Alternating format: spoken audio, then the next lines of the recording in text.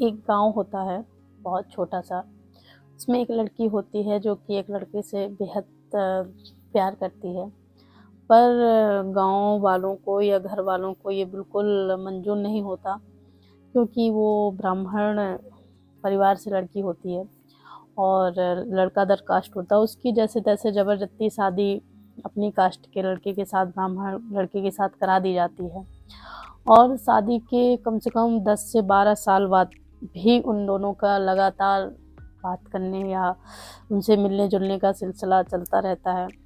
और जब ये बात उसके पति को पता चलती है तो वो एक इतनी बड़ी घटना को अंजाम देती है कि उसको 3 बच्चे होने के बाद भी वो अपने पति की हत्या करा देती है अपने पहले प्रेमी से मिलने के लिए। तो हेलो फ्रेंड्स, मैं स्नेहा की आवाज़ में आपका स्वागत करती हूँ फिर से एक नई कहानी के साथ। आशा करती हूँ कि आप अच्छे होंगे, स्वस्थ होंगे और एकदम अच्छे होंगे। तो आपसे फिर वही रिक्वेस्ट है कि वीडियो स्टार्ट करने से पहले प्लीज़ मेरे चैनल को लाइक, कमेंट, शेयर, सब्सक्राइब कर दें, जिससे मेरा हौसला और बढ़ता रहे और आप लोगों के सामने ऐसी नई कहानियाँ लेके आती रहूँ। तो हेलो फ्रेंड्स, मैं स्नेहा और ये कहानी है मुंगरा क्षेत्र का। एक गांव पड़ता है बहनपुरा। वहाँ पे एक लड़की होती है शिवानी और एक लड़का होता है विकास पांडे। शिवानी की शादी विकास पांडे के साथ करा दी जाती है घर वालों की मर्जी से, और उनकी शादी को कम से कम 6 से 7 साल हो चुके होते हैं। उस बीच में 2 लड़का एक लड़की होते हैं। और जो शिवानी होती है वो अपने जो पहले उसका पुराना आशिक होता है रवि चौरसिया, उससे उसका बात करने का सिलसिला बराबर चोरी छिपा चलता रहता है।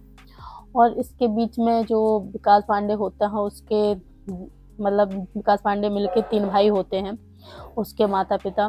तो एक सबसे बड़ा भाई होता है, उसको उसका ट्रैक्टर खेत में चलाता है, उससे दब के उसकी मौत हो जाती है। और एक जो उससे छोटा भाई होता है उसका भी उसकी हत्या जो होती है शिवानी ने तालाब में डूबने से हो जाती है, ये सब बताते हैं। पर इसकी राज कुछ आगे अलग ही खुला है। तो जो विकास पांडे होता है वो ई रिक्शा चलाने का काम करता था, क्योंकि उनकी फैमिली थोड़ी बस मतलब कहते हैं दाल रोटी चल रही है, बस उतना। और जो विकास पांडे होता है वो सिर्फ अकेला ही घर में कमाने वाला होता है। तो वो अपना रोज का काम ई रिक्शा चला के, जो सवारी होती है वो प्रयागराज छोड़ना, फिर वापस लेके घर आना, यही काम उसका चलता रहता है। तो ऐसे ऐसे करके शिवानी की शादी के 5 से 12 से 13 साल हो जाते हैं। जो रवि चौरसिया होता है उसका प्यार जो होता है वो कम होने का नाम ही नहीं लेता है, वो आगे बढ़ता जाता है। एक दिन इस हालात में होता है कि जो विकास पांडे होता है उसको शिवानी और रवि चौरसिया के बारे में दोनों के अवैध संबंध के बारे में पता चलता है, और वो उस पर ज़्यादा ही कड़ी नज़र रखने लगता है। जब उस पर ज़्यादा ही कड़ी नज़र रखने लगता है तो वो आना जाना, बाहर का आना जाना बिल्कुल उसको बंद कर देता है, जिससे शिवानी को बहुत ज़्यादा दिक्कत होने लगती है और रवि चौरसिया को भी बहुत ज़्यादा प्रॉब्लम होने लगती है एक दूसरे से मिलने या बात करने में। तो वो जो विकास पांडे को है उसको रास्ते से हटाने की बिल्कुल सोच ही लेते हैं। और एक दिन ऐसा आता है जो कि जो होता है 7 फरवरी का, जबकि एक अननोन नंबर से कॉल आता है विकास के फ़ोन में और बोलता है कि और भैया मुझे प्रयागराज जाना है और हम लोग इतनी सवारी हैं, 5 से 6 लोग हैं, और कृपया आप आ सकते हैं क्या? तो विकास पांडे तुरंत बोलता है कि हाँ, आप किस जगह हैं? तो ये वो 29 वर्ष का विकास पांडे वो अपना ई रिक्शा लेके निकल जाता है सवारी के लिए।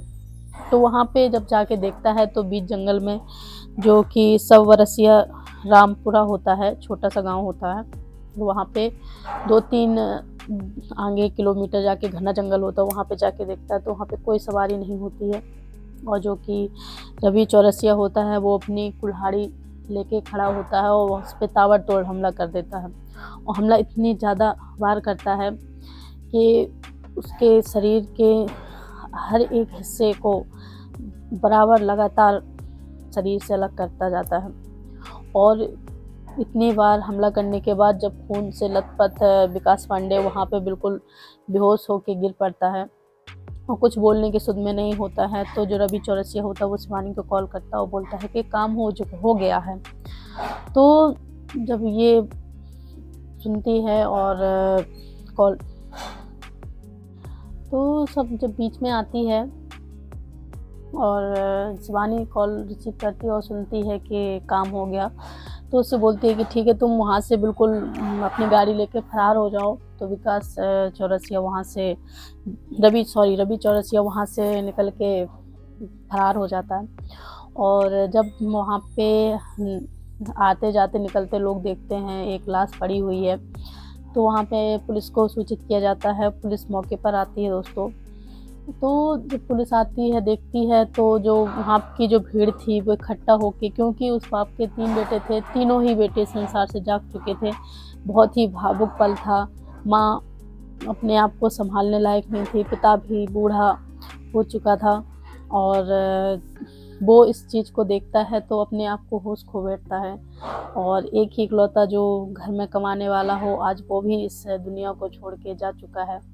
तो वहाँ पे भीड़ इकट्ठी हो जाती है और जाम लग जाता है। पुलिस उनको आश्वासन देती है कि आपके सामने जल्द से जल्द इस चीज़ को पेश किया जाएगा। जो मुजरिम होगा वो 2 दिन के अंदर आप लोगों के सामने पेश होगा। जब उनको आश्वासन देती है तो भीड़ वहाँ से हटती है और सबका पोस्टमार्टम किया जाता है। सबका पोस्टमार्टम करने के बाद जब पुलिस विकास पांडे का जो डाटा होती है उसको खंगालती है, उसकी पत्नी का डाटा खंगालती है, तो उसमें एक नाम निकल के आता है रवि चौरसिया, जो कि एक संदिग्ध नाम था और इस नाम को उनके घर परिवार रिश्तेदार में कहीं नहीं लिया जाता था, कोई रिलेशन में भी नहीं था।